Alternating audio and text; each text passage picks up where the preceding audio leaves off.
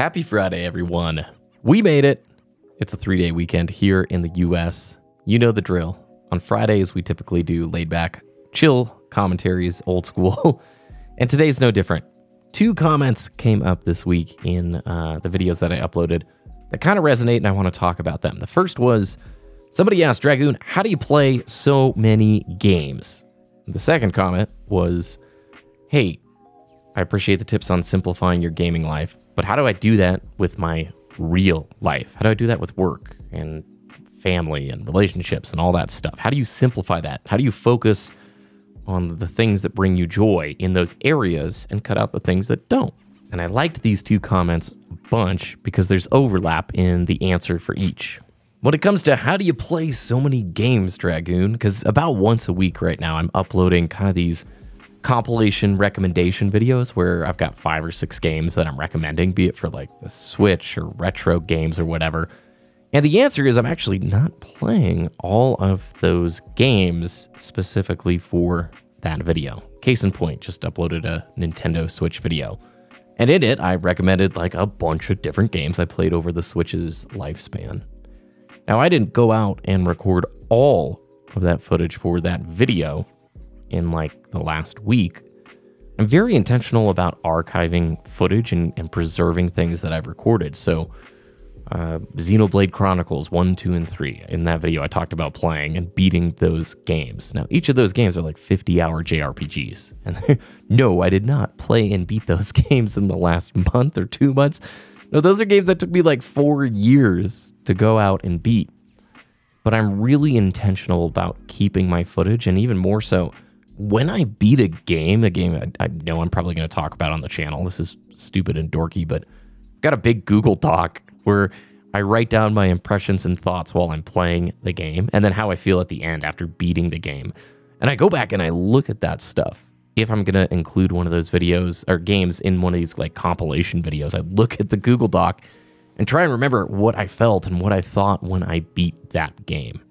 Because truth be told, I've got a normal job, and then I've been trying to upload YouTube 3 times a week since March. And the reason I'm doing that, by the way, it's a throwback.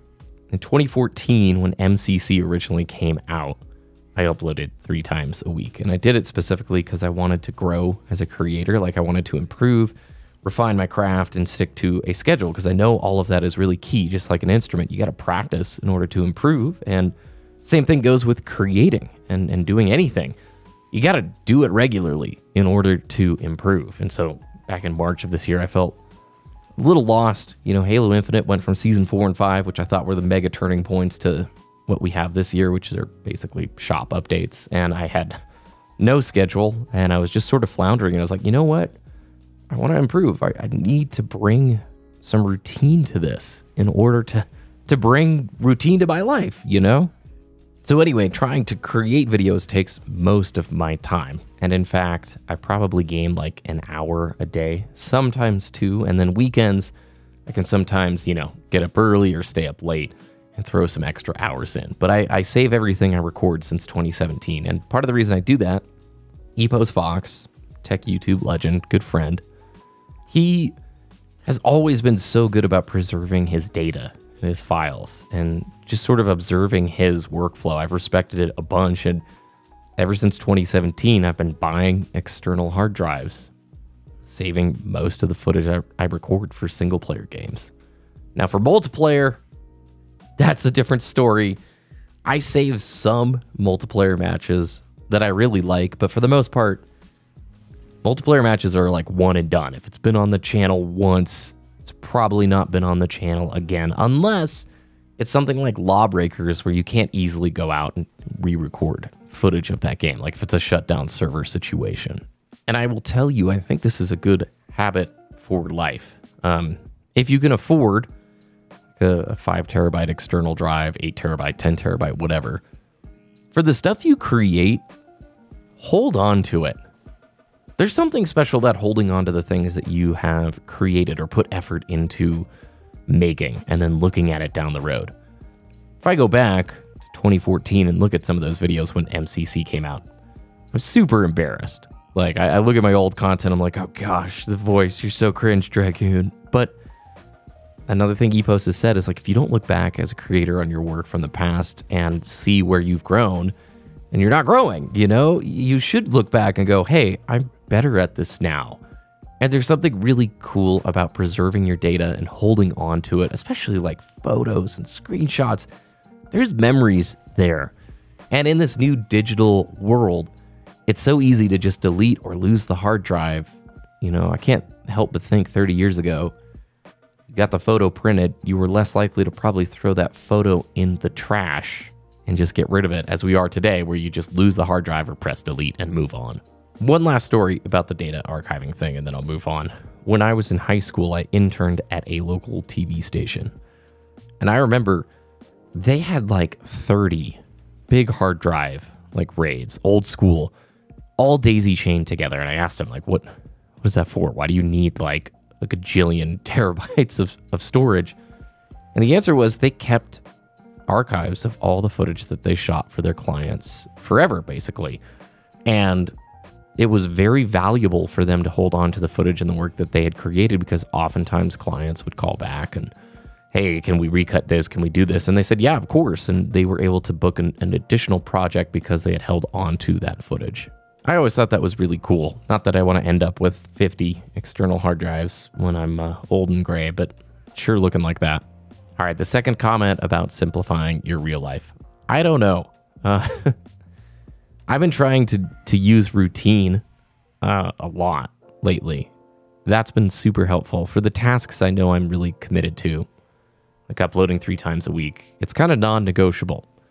That time has to be scheduled, and I have to deliver on those things. Then there's like the mid-tier things that are sort of negotiable. Right now I'm doing a 30-day Street Fighter 6 challenge where I practice each day, play ranked, and see at the end of the 30 days, where do I land? And I say this one's a little more negotiable because it's not that important, right? So I've been able to practice, let's say 4 days a week, maybe 3 days a week this week. And I do kind of miss, because there are some days where it's like, no, I don't have the time to fit this in. There's too many responsibilities to happen.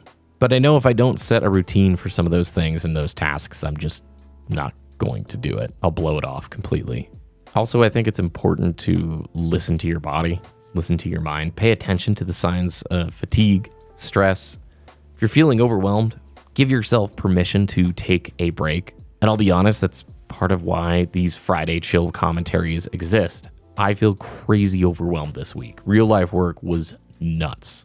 And so I know on these kind of weeks where it's just crazy and my body and mind are near the breaking point, I got to be able to still create, but also not have to go out there and make this giant, massive video essay with 50 games, you know, thrown into it.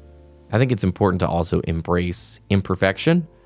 You don't have to be productive at all times. Embrace moments of idleness as a necessary thing for your own well-being. You know, I talk about recharging your battery a lot. The more you run on empty, the less effective you can be. It is important to take time for yourself to do the things that you like, that you know recharge the battery. It's like an athlete. If you're exhausted and you go out and you keep training as hard as you can, you're going to be exhausted all the time, and it's not going to be productive training. Successful athletes also know when to rest and when to push it intensely. I've tried all sorts of scheduling tools and productivity apps and stuff, Trello, Asana. And honestly, the only thing that really works for me is a to-do list on my phone. There's a cool app called Todoist. Even that I've fallen in and out of. Google Docs is just the king, right? I think being able to take notes in a digital way and being able to recall them is super useful. That's the only consistent thing I've been able to do over the last 5 years. I do use Google Docs a ton. I jot down video ideas, I jot down shopping lists, I use it for like journaling and all sorts of stuff. Oh, that's a big one, by the way.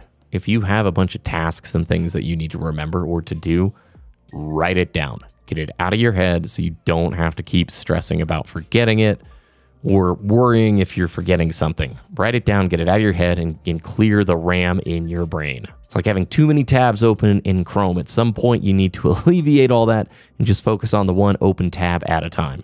And finally, reflect and adjust. I'm like regularly reassessing if the routine is working for me, adjusting and trying to improve to maintain that balance. It doesn't mean it's easy.